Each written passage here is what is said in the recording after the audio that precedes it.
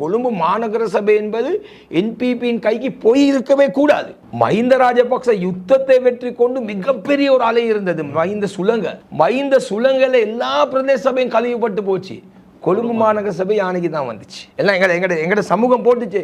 எங்கட முஸ்லீம் சமூகத்திலே ஓட் போட்டுட்டு வந்து நாங்க கிபுல் அமைச்சனுக்கு ஓட் போட்டோன்னு சொன்னாங்க. இந்த திசை காட்டி அந்த அளவுக்கு ஆர்வத்தோட ஓட் போட்டாங்க தானே. இப்ப அவங்ககிட்ட நான் சொல்றேன், இவங்க இப்ப கல்லணை பிடிச்சிருக்காங்க. எப்படி பிடிச்சாங்க? அம்பலங்கோட நகர பிராதேச சபால என்டிஜன் கல்லணை பிடிச்சாங்க. விலங்குது என்ன சொல்ல வரேன், திலீப் ஜாவியோட கட்சியோட சேர்ந்து அங்க ஆட்சியை பிடிச்சாச்சு. அந்த என்டிஜன் ஹுராவை பிடிச்சாச்சு. காலி நகர சபையில போட்டுவோட சேர்ந்து இருக்கிறாங்க. போட்டுவ மந்திரியோட அதை ஆட்சி பிடிச்சாச்சு. அப்ப உகண்டால சல்லி ஒழிச்சு ராஜபக்சே எல்லாத்தையும் காலில பிடிச்சாச்சு. கொலன்னா மாநகர சபாவில எஸ்ஜேபி மெம்பரை வச்சு ஆட்சி அமைச்சிருக்கிறாங்க. அப்ப அங்க சஜித் பிரேமதாஸ் சங்கஸ்கிருதிகார முதல் கல்லணை அங்க பிடிச்சாச்சு. செங்கலடியில பிள்ளையானோட சேர்ந்து ஆட்சி அமைக்க பார்த்தாங்க, சரி வரல. மேல் மாகாண ஆளுநர் பதவி அவருக்கு எதற்கு கொடுக்கப்பட்டிருக்கு? இன்னும் கேள்வி ஒன்று தொங்கிக் கொண்டிருக்கின்றது, பதில் இல்லை. கொழும்பு மாநகர சபையை இந்த 4-5 பேர் ஓட் போடாத ஐக்கிய தேசிய கட்சியில கோட்டை இல்லாம போச்சு என்று சொல்றதெல்லாம் சும்மா சில்லற கதை. உண்மையான கதை என்று சொன்னா, நீங்க சொன்னது ஐக்கிய தேசிய கட்சியில கோட்டை 70 வருட கோட்டை மட்டுமல்ல, இந்த நாட்டில் முதலாவது நிறைவேற்று அதிகாரம் கொண்ட ஜனாதிபதி ஜேஆர் ஜெயவர்தன அரசியல் ஆரம்ப பாடசாலை கொழும்பு மாநகர சபை. ரணில் விக்ரமசிங்க இருக்கும் வரைக்கும் எதையுமே செய்ய முடியாது. ரணில் விக்ரமசிங்க இருக்கும் வரைக்கும் அந்த ஜெயிக்க முடியாது.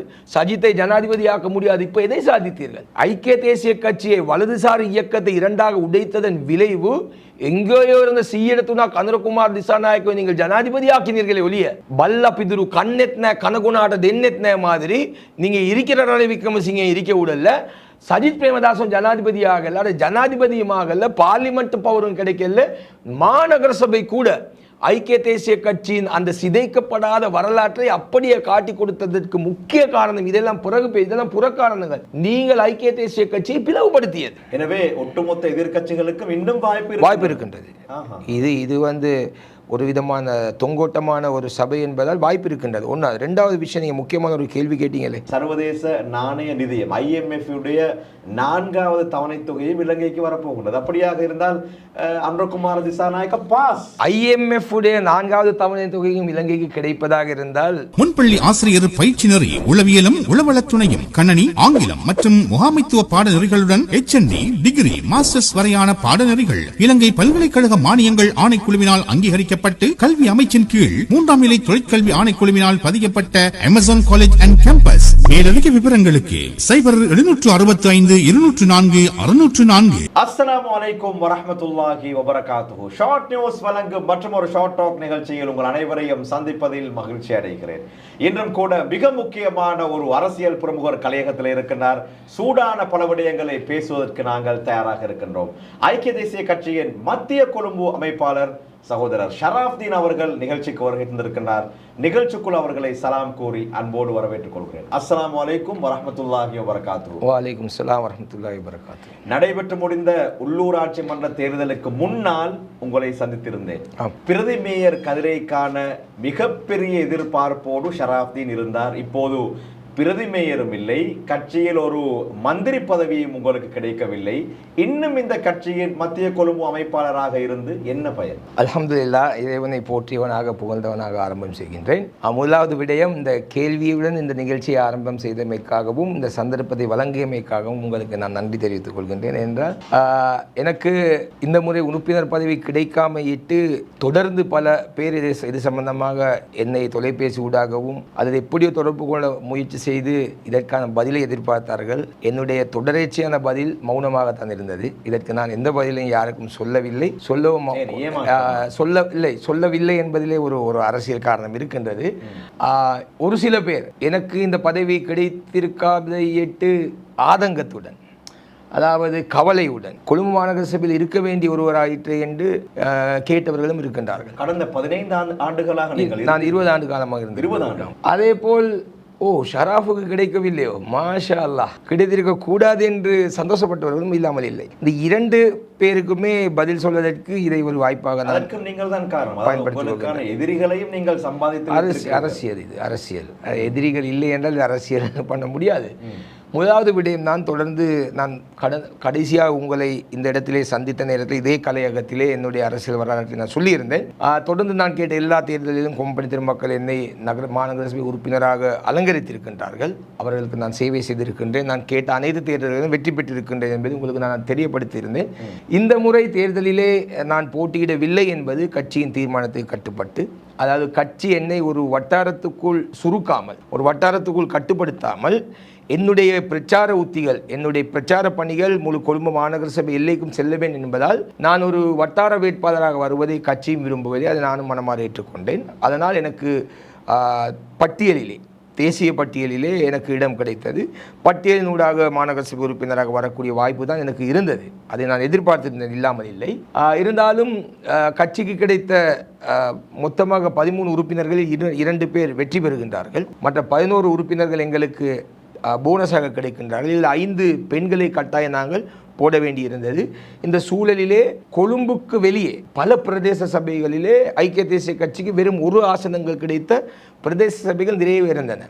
எனவே அந்த 1 ஆசனம் என்று இருக்கும் பொழுது அந்த ஒற்றை ஆசனம், ஒரு சிங்கிள் சீட்டுக்கு கட்சியை சார்ந்த ஒரு 8-10 பேர் போட்டி போடக்கூடிய சூழல் இருந்தது. இந்த சூழலுக்கு விடை கொடுக்க முடியாமல் கட்சி தத்தளித்த நேரத்திலே அவர்கள் ஒரு கொள்கை முடிவு எடுக்கின்றார்கள். என்ன கொள்கை முடிவு என்று சொன்னால், தேசிய பட்டியலில் ஒரு புறம் வைத்துவிட்டு போட்டியிட்டவர்களிலே விகிதாசார அடிப்படையிலே கூடுதலான விகிதாசாரத்தை பெற்றவர்கள், பெர்சன்டேஜ் அதிகமாக பெற்றவர்களை வரிசைப்படுத்தி 1, 2, 3 என்று ரேங்க் பண்ணி அவர்களுக்கு இந்த போனஸை கொடுப்பது என்று ஒரு பொதுவான முடிவு எடுத்தார். முடிவு பொதுவானது என்று வரும் பொழுது ஷராஃப்தீனுக்கு மட்டும் அந்த முடிவிலே மாற்றம் செய்வது தலைமைத்துவத்துக்கு அது ஒரு லேசான விடயம் அல்ல.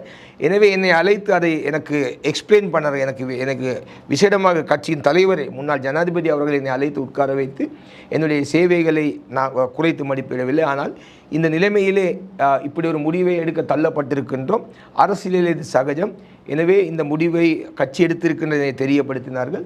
இதை நான் உளமாற மனமாற ஏற்றுக்கொண்டு கட்சியின் விதிமுறைக்கு, கட்சி எடுத்த தீர்மானத்துக்கு, தலைமைத்துவம் எடுத்த தீர்மானத்துக்கு முற்றுமுழுதாக என்னுடைய விருப்பத்தை தெரிவித்து கொழும்பிலும் விகிதாசார அடிப்படையிலே போட்டி போட்டு தோல்வியுற்றவர்களில் கூடுதலான வாக்குகளை பெற்றவர்களுக்கு அந்த ஆசனங்களை பெற்றுக் கொடுக்கக்கூடிய அந்த சிஸ்டத்துக்கு, அந்த விதிமுறைக்கு நானும் கட்டுப்பட்டேன். எது எவ்வாறாக இருந்தாலும் பிரதிமேயரும் அல்ல, மந்திரியும் அல்ல, இப்போது சாதாரண ஷராஃப்தீன். ஐக்கிய தேசிய கட்சியின் தலைவர் ரணில் விக்ரமசிங்க அவர்களை பற்றி சொல்லக்கூடிய நேரத்திலே அவர் ஒரு நரித்தந்திரமுடையவர்.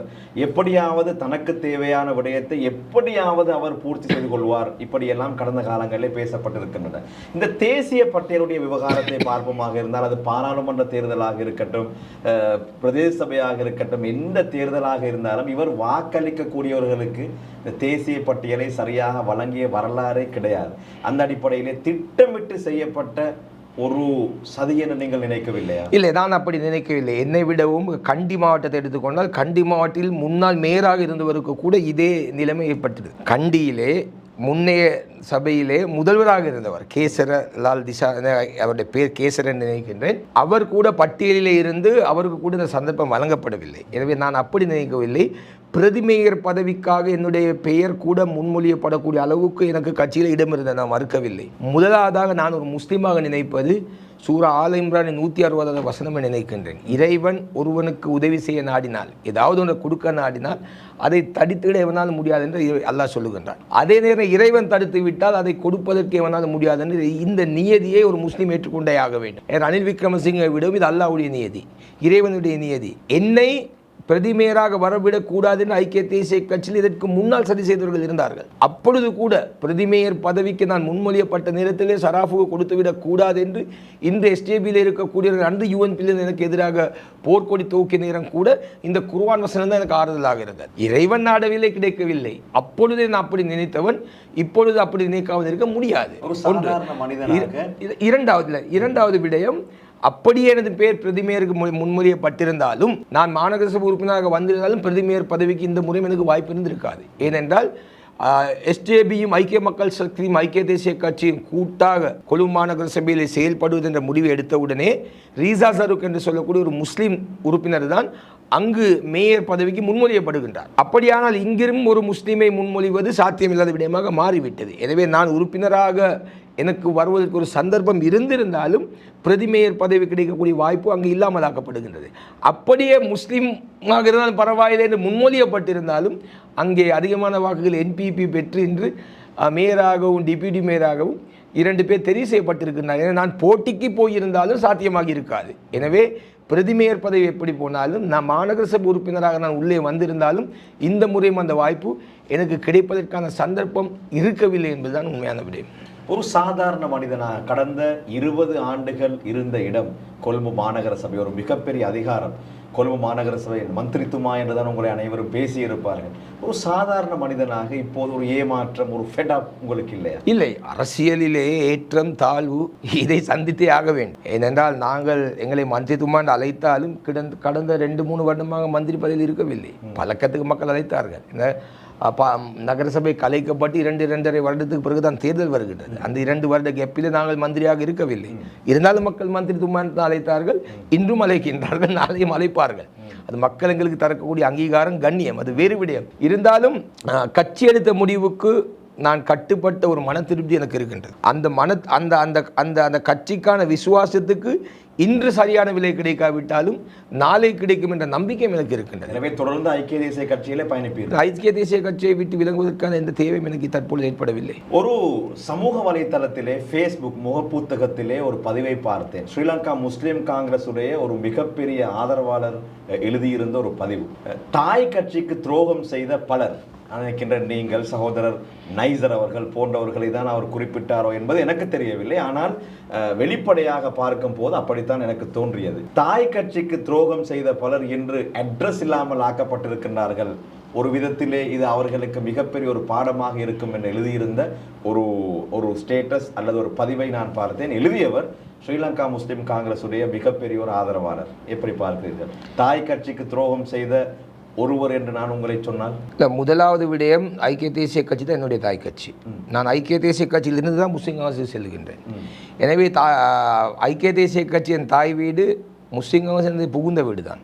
என்னுடைய அரசியல் ஆரம்பம் ஐக்கிய தேசிய கட்சி. நான் இதற்கு முன்னும் தெரிவித்திருக்கின்றேன். ஆனாலும் நான் மாநகர சபை உறுப்பினராக முதலாவதாக தெரிவு செய்யப்படுவது முஸ்லீம் காங்கிரஸ் தான். அதற்கு முன்பாக அரசியல் செய்திருக்கின்றேன். முதலாவது விடயம். 2வது விடயம், ஐக்கிய முஸ்லீம் காங்கிரஸுக்கு துரோகம் செய்தவர்களுக்கு எல்லாம் அட்ரஸ் இல்லாமல் போய்விட்டார்கள் என்று நான் கேட்கின்றேன். கட்சியின் தீர்மானத்துக்கு எதிராக 20க்கு கை தூக்கிய தௌஃபிக் ஒரு துரோகி இல்லையா? அவர் அட்ரஸ் இல்லாமல் போகவில்லை. அந்த கட்சியில் தேசிய அமைப்பதாக மாறிவிட்டார். இந்த கட்சியை கடந்த வாரம் வரைக்கும் ரவுஃப் ஹக்கீம் என்பவரை முஷரஃப் அளவுக்கு யாராவது விமர்சித்திருப்பாரா? இல்லவே இல்லை. ரவுஃப் ஹக்கீமை அடித்து விரட்டுங்கள். பாராளுமன்றத்துக்கு எந்த தகுதியும் இல்லாதவர். வீடியோக்கள் இருக்கின்றன.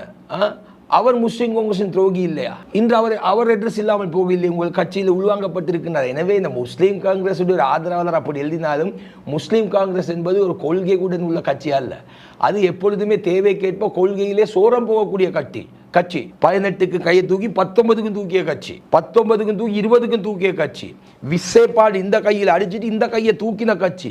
இந்த கையை தூக்கின அந்த நயவஞ்சகருக்கு தேசிய அமைப்பாளர் பதவியை கொடுத்து அலங்கரித்த கட்சி. யாரை உள்வாங்கவில்லை? இஸ்புல்லா ஒரு முனாஃபிக்காக இருக்கவில்லையா? முஸ்லீம் காங்கிரஸில் இருக்கும் வரை போராளி, வெளியே போனால் முனாஃபிக், மீண்டும் வந்தால் இது எந்த இப்னு மாஜால பதிவு செய்யப்பட்டிருக்கிறது? ஹதீஸ் சொல்ல எங்க இருக்கா? இப்ப இஸ்புல்லா நல்ல, இப்ப முஷாரஃப் முத்துநபி நல்ல. உங்களுடைய ஒரிஜினல் துரோகிகள் அட்ரஸ் இல்லாமல் போகவில்லை. உங்களுடைய தாருசலாமை அட்ரஸாக மாற்றி விட்டார்கள் ஒரிஜினல் துரோகிகள். நாங்கள் துரோகிகள் அல்ல. நீங்கள் 18க்கு கை தூக்கின அந்த நயவஞ்சகத்தனத்தை, என்ன 18? ஒரு முறை அல்ல, 2 முறை அல்ல, 3 முறை, 4 முறை, 5 முறை ஜனாதிபதி கதிரை ராஜபக்சர்கள் அலங்கரிப்பதற்கு நீங்கள் கை தூக்கிய நேரத்திலே அதை விமர்சித்து வெளியே வந்தவர்கள் நாங்கள். அந்த வரலாற்று துரோகத்தை செய்ய வேண்டாம் என்று சொல்லி வந்தவர்கள் நாங்கள். எனவே எங்களுக்கு அட்ரஸ் இல்லாமல் போச்சு என்று சொல்வது என்று நாங்கள் ஏற்றுக்கொள்ளவில்லை.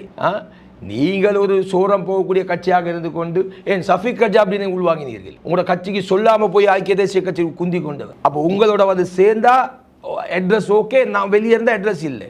யாரையெல்லாம் நீங்கள் நேற்று வரைக்கும் நயவஞ்சகர் என்று சொன்னீர்களோ அவர்கள் இன்று தாருசலாமை அட்ரஸாக மாற்றிவிட்டார்கள். எனவே கொள்கை, கோட்பாடு இதையெல்லாம் பேசுவதற்கு அந்த கட்சி தகுதியிலிருந்து எவ்வளவு காலமாகி. சரி, மிக முக்கியமான விடயங்களை பேசுவோம். இனி கொழும்பு மாநகர சபை என்பது காலாகாலமாக, நான் நினைக்கின்றேன் கடந்த 70 ஆண்டு காலமாக ஐக்கிய தேசிய கட்சியின் கட்டுப்பாட்டில் இருந்த ஒரு மாநகர சபை. அதாவது என்பிபியுடைய மிகப்பெரிய இலக்காக இருந்தது எப்படியாவது கொழும்பை வெல்ல வேண்டும். அதற்காக வேண்டி கடுமையாக போராடினார்கள். அதாவது இந்த ஒரு மிக முக்கியமான ஒரு மூத்த ஊடகவியலாளருடைய ஒரு பதிவை நான் பார்த்திருந்தேன். எப்படியாவது இந்த சபைகளை கைப்பற்ற வேண்டும் என்பதற்காக வேண்டி என்பிபியும் சாக்கடை அரசியல் செய்கிறது என்ற அடிப்படையிலே எழுதியிருந்தார். உண்மையிலே கொழும்பு மாநகர சபையை அவர்கள் எப்படியாவது பெற்றுக்கொள்ள வேண்டும் என்பதற்காக வேண்டி மிகப்பெரிய உத்திகள் எல்லாம் அவர்கள் கையாண்டார். அப்படி இருக்க இந்த பக்கத்திலே சகோதரர் முஜிபுர் ரஹ்மான், கொழும்பு மாவட்ட பாராளுமன்ற உறுப்பினர் முஜிபுர் ரஹ்மான் தான் எப்படியாவது ஐக்கிய மக்கள் சக்தி தலைமையிலான எதிர்கட்சிகள் அனைத்தையும் ஒன்று சேர்த்து கொண்டு கொழும்பு மாநகர சபையை பிடிக்க வேண்டும் என்பதிலே மிக கடுமையாக பாடுபட்டார். ஆனால் இறுதியிலே 54க்கு 61 என்று மிக பழமை வாய்ந்த கொழும்பு மாநகர சபை அவர்கள் வசமாகிறது. என்னுடைய கேள்வி என்னவென்று சொன்னால் 54-61 மாறியதற்கு உங்களுடைய கட்சிக்குள்ளே இருந்த சில கருப்பாடுகள் காரணம் என்று சமூக வலைத்தளங்களிலே பலரும் பேசுகிறார்கள். யார் அந்த கருப்பாடுகள்? இது ஒரு சமயோசிதமான கேள்வி. இந்த கேள்விக்கு முதலாவது விடயம், ஐக்கிய தேசிய கட்சி இந்த தேர்தலிலே 13 ஆசனங்களை பெறுகின்றது. எங்களை விட கூடுதலான ஆசனங்களை ஐக்கிய மக்கள் சக்தி பெறுகின்றது, 29 ஆசனங்கள். இந்த 29 13 சேர்ந்தால் 42. 42உடன் அடுத்த கட்சிகளை இணைத்து எதிர்கட்சி கூட்டணிக்கு தேவையான 61 ஆசனங்களை பெற்றுதான் இந்த கொழும்பு மாநகர சபையை கைப்பற்றுவது என்பது இவர்கள் வகுத்த உத்தி. இதில் விஷயம் என்னவென்று சொன்னால், முதலாவது விடயம், கொழும்பு மாநகர சபையுடைய ஐக்கிய தேசிய கட்சியுடன் இந்த பிணைப்பு, இதை நாங்கள் தனியாக பேசுவோம், அதை அடுத்த கேள்வியாக வைத்துக் கொள்ளுங்கள். என்பிபிக்கு இது எப்படி போனது என்று சொல்லுகின்ற விடயத்திலே சகோதரர் முஜிபுர் ரஹ்மான் இதற்குரிய பொறுப்பாளராக நியமிக்கப்படுகின்றார். அவர் ஐக்கிய தேசிய கட்சி ஐக்கிய மக்கள் சக்தியின் அமைப்பாளர் என்ற வகையிலே அவர்கள் இந்த கொழும்பு மாநகர சபை அதிகாரத்தை கைப்பற்றக்கூடிய அந்த குழுவுக்கு அவர் தலைவராக சஜித் பிரேமதாசால் நியமிக்கப்பட்டு அவர் பல உக்திகளை கையாளுகின்றார். சபையை வெல்ல முடியும் என்ற நம்பிக்கை தெரிவித்திருந்தார். சபைக்குள்ளே வாக்களிக்க செல்லும் வரைக்கும் 61 பேர் எழுதி கையொப்பமிட்டு கையிலே கொடுத்திருக்கின்றார்கள். ரகசிய வாக்கெடுப்புக்கு எதிராக கையொப்பமிட்டு ஒரு டாக்குமெண்ட்டையும் கொடுத்து அனுப்புகின்றார்கள். 61 பேரும் கைச்சாத்திடுகின்றார்கள். பிரச்சனை என்று சொன்னால் இங்கே கருப்பாடு யார் என்ற கேள்வி நீங்கள் கேட்டிருந்தீர்கள். ஐக்கிய தேசிய கட்சிக்குள்ள ஒருவர் எதிராக வாக்களித்திருக்கின்றார். அவர் வெளிப்படையாக அதை சொல்லிவிட்டு தான் செல்கின்றார். ரீசா சருக்குடன் தனக்கு உடன்பாடு இல்லை என்றும் அவருடைய ஊழல் சம்பந்தமான சில விடயங்கள் தனக்கு தெரியும் என்றும், எனவே ஒரு ஊழல்வாதிக்கு நான் வாக்களிக்க மாட்டேன் என்று சொல்லி வெளிப்படையாக சொல்லுகிற ஐக்கிய தேசிய கட்சியில் அவருடைய பெயரை அவரே சொல்லியிருப்பதால் நான் பெயரையும் சொல்கிறேன், ராம்ஜி டோனி அப்படி சொல்லுகின்றார். உள்ளே போய் ரகசிய வாக்களிப்பதால் அவரும் போய் என்ன செய்தார் என்பது எங்களுக்கு தெரியாது. ஆனால் வெளிப்படையாக சொல்லிவிட்டு போகின்றார். இப்பொழுது ஒரு பேசு பொருளாக இருக்கின்றது ஐக்கிய மக்கள் சக்தியிலும் அல்லது இந்த கூட்டணியில் இருக்கக்கூடிய சில பேர் இந்த விடயத்தை செய்திருக்கின்றார்கள் என்று, அதாவது எதிர்த்து வாக்களித்திருக்கின்றார்கள். முதலாவது விடயம் அப்துல் ரஹ்மான் அவர்களே, அப்படி எதிர்த்து வாக்களித்திருப்பதாக முஜிபுர் ரஹ்மான் சொல்வது உண்மையாக இருந்தால் அதை மக்கள் மன்றத்திலே வைத்து அந்த கருப்பாடுகள் யார் என்பதை நிரூபிப்பது அவர் மீது உள்ள தார்மீக பொறுப்பு. மிக அண்மையிலே ஒரு தனியார் யூடியூப் தளத்திற்கு அவர் அளித்த பேட்டியிலே சொல்லியிருக்கிறார், தன்னிடத்திலே குரல் பதிவுகள் இருக்கின்றன, ஆதாரங்கள் எல்லாம் இருக்கின்றன, தேவைப்பட்டால் அவர் இல்லை, தேவைப்பட்டால் எப்போ தேவைப்பட போகுது? இப்பொழுது சபையை கொடுத்தாச்சு, எப்போ தேவைப்பட போகுது? இப்போ அப்துல் ரஹ்மான் அவர் என்ன விஷயம் என்று சொன்னால், இவங்க 61 பேர் சைன் பண்ணி கொடுக்குறாங்க. போய் கொடுத்ததும் மாகாண ஆணையாளர் அந்த பெண்மணி அடம் பிடிக்கின்றார் ரகசிய வாக்கெடுப்பு. அது முடிவோட வந்துட்டா அதை என்பிபிக்கு தான் எடுத்து கொடுக்கணும், அது மாற்று கருத்து இல்லை. அந்த நேரத்தில் இந்த எதிர்கட்சி கூட்டணி பிளானாக இருக்கின்றது வெளிநடப்பு செய்வது என்பது, சபையை புறக்கணித்து வெளியே வருவது, பாய்காட் பண்ணுவது 61 பேரும். அப்படி வரும்போது அந்த கோரம் என்று சொல்வார்கள், சபையை நடத்துவதற்கு தேவையான எண்ணிக்கை, அந்த உறுப்பினர்கள் எண்ணிக்கை 50% இருக்க வேண்டும். இந்த 61 பேர் வெளியே வந்தால் 50% இருக்காது. 61 பேர் வெளியே வருவதற்கு முயற்சி செய்யும் பொழுது இந்த 61 பேர் உள்ளடக்கப்பட்ட ஒரு சில சில்லறை கட்சிகளின் உறுப்பினர்கள் வெளியே வருவதை விரும்பாமல் அங்கே உட்கார்ந்து இருக்கின்றார்கள். இதை அவர்கள் சைன் பண்ணியவர்கள் சில, நான் எனக்கு வெளிப்படையாக இப்ப சொல்வதற்குரிய சந்தர்ப்பம் இல்லை, சில கட்சிகள் இந்த பக்கம், அதாவது ரீசா சருக்கு வாக்களிப்போம் என்று வாக்களித்து விட்டு, அதாவது வேர்டை தந்து விட்டு விட்டு அந்த லூலா மீனுக்கு வாலும் பாம்புக்கு தலையும் காட்டும் ஒரு மீன், அது போன்ற அந்த இடத்திலே புறக்கணிப்பு என்ற விடயம் வரும் பொழுது புறக்கணிக்காமல் உட்கார்ந்து இருக்கின்றார்கள். இதை நான் அங்கே இருக்கவில்லை, நான் உறுப்பினராக இல்லை என்பதால் கண்ட உறுப்பினர்கள் சாட்சி சொல்கின்றார்கள், வெளியே வரும் பொழுது வராதவர்கள். அப்படியானால் வெளியே வரும் பொழுது வராமல் புறக்கணிப்பை தடுத்தவர்கள் பல்தசாருக்கு வாக்களித்திருந்தால் இவர் சொல்வது போல கருப்பாடுகளும் இங்கே வாக்களித்திருப்பார்கள் என்றால் அவர்களுடைய எண்ணிக்கை 61 தாண்ட வேண்டும். சரி, சபை வெளிநடப்பு செய்யாதவர்களே ஐக்கிய மக்கள் சக்தியுடைய உறுப்பினர்கள் இருந்தார்களா? எல்லோரும் வெளிநடப்பு செய்து, அதுதான் விஷயம். எல்லோரும் வெளிநடப்பு செய்திருக்கிறார்கள். வெளிநடப்பை மறுக்கின்றார்கள். இவர்களுடன் உடன்படிக்கை கைச்சாத்திட்ட மாற்று கட்சிக்காரர்கள், சின்ன கட்சிக்காரர்கள். அப்ப அவர்கள் யாருக்கு வாக்களித்திருப்பார்கள் என்ற ஒரு கேள்வி இங்கே தொக்கி நிற்கின்றது. கேள்வி ஒன்று அப்படியே நிற்கின்றது. இந்த நிலையிலே ஐக்கிய மக்கள் சக்தியில் ஒரு 4 பேர் 3 பேர் வாக்களித்து இருக்கின்றார்கள் என்று சொல்வது ஒரு குழப்பமான நிலை. அப்படியானால் அவர்கள் அப்படி புறக்கணிப்பை செய்யாமல் விட்டிருந்தாலும் ரீசாவுக்கு வாக்களித்திருக்க வேண்டும். அப்படியானால் கணக்கு சரியாக நான் சொல்வதை நீங்கள் புரிந்து கொள்ள நினைக்கின்றேன். முதலாவது விடயம். 2வது விடயம், கொழும்பு மாநகர சபையை இந்த 4-5 பேர் ஓட் போடாத ஐக்கிய தேசிய கட்சியில கோட்டை இல்லாம போச்சு என்று சொல்றதெல்லாம் சும்மா சும்மா சும்மா சில்லற கதை. உண்மையான கதை என்று சொன்னா, நீங்க சொன்னீங்க ஐக்கிய தேசிய கட்சியில கோட்டை 70 வருட கோட்டை மட்டுமல்ல, இந்த நாட்டில் முதலாவது நிறைவேற்று அதிகாரம் கொண்ட ஜனாதிபதி ஜே.ஆர். ஜெயவர்தன அரசியல் ஆரம்ப பாடசாலை கொழும்பு மாநகர சபை. நியூ பசார் தொகுதியின் மாநகர சபை உறுப்பினராகத்தான் ஜே.ஆர். தன்னுடைய அரசியலை ஆரம்பிக்கின்றார் கொழும்பு முனிசிபல் கவுன்சிலிலே. எஸ்.டபிள்யூ.ஆர்.டி. பண்டாரநாயக்க, இந்த நாட்டின் ஒரு பிரதமர், இன்னும் ஒரு கட்சியை உருவாக்கியவர், கொழும்பு மாநகர சபையின் உறுப்பினராக வந்துதான், அவரும் அதே நியூ பசார் தொகுதியிலே உறுப்பினராக வந்துதான் அரசியலை ஆரம்பிக்கின்றார். ரணசிங்க பிரேமதாச வாழை தோட்டத்திலே கொழும்பு மாநகர சபை உறுப்பினராக வந்துதான் அரசியலை ஆரம்பிக்கின்றார். வின்சென்ட் பெரேரா, சிறிசேன குரே, சுகததாச சுதந்திர இலங்கையின் முதலாவது மேயர், சரவணமுத்து என்று சொல்லக்கூடிய ஒரு தமிழ் பேசக்கூடிய ஒரு தலைவர். இப்படி வரலாறு முழுக்க கொழும்பு மாநகர சபை என்பது சும்மா அந்த லேசாக இடைப்படக்கூடிய இடம் இல்லை. முஸ்லிம் அரசியல் வரலாற்று எடுத்துக்கொண்டாலும் கூட எம்.எச். முகமது போன்ற, ஜபிரே காதர் போன்ற அரசியல் ஜாம் பவான்கள் கொழும்பு மாநகர சபையின் மேயராக இருந்திருக்கின்றார்கள். அது போக உசைன் முகமது, ஒமர் காமில், உவைஸ் முகமது இம்தியாஸ், ஏ.எச்.எம். ஃபவுசி, ஏ.ஜே.எம். முசம்மில் என்று முஸ்லிம் மேயர் பட்டியல் நீண்டிருக்கின்றது. எனவே கொழும்பு மாநகர சபை என்பது என்பிபியின் கைக்கு போய் இருக்கவே கூடாது. வரலாற்றிலே முதல் தடவையாக பாராளுமன்ற உறுப்பினர் பாராளுமன்ற பதவியை ராஜினாமா செய்து கூட போட்டியிட்ட வந்தவர். ஆனால் இதை பறிகொடுத்தவர்கள் இந்த வெள்ளாடு கருப்பாடு எல்லாம் பிறகு உண்மையிலே யதார்த்தமாக இதை பறிகொடுத்தவர்கள் சஜித் பிரேமதாச போன்றவர்கள், யதார்த்தமாக இதை பறிகொடுத்தவர்கள் முஜிபுர் ரஹ்மான் போன்றவர்கள், யதார்த்தமாக இதை பறிகொடுத்தவர்கள் மரிகார் போன்றவர்கள். நான் என்ன சொல்ல வருகிறேன் என்று சொன்னால், ஐக்கிய தேசிய கட்சி 2ஆக உடைத்ததன் விளைவுதான் இது. நீங்கள் யூஎன்பி உடைச்சிங்க, ரணில் விக்ரமசிங்க இருக்கும் வரைக்கும் எதையுமே செய்ய முடியாது.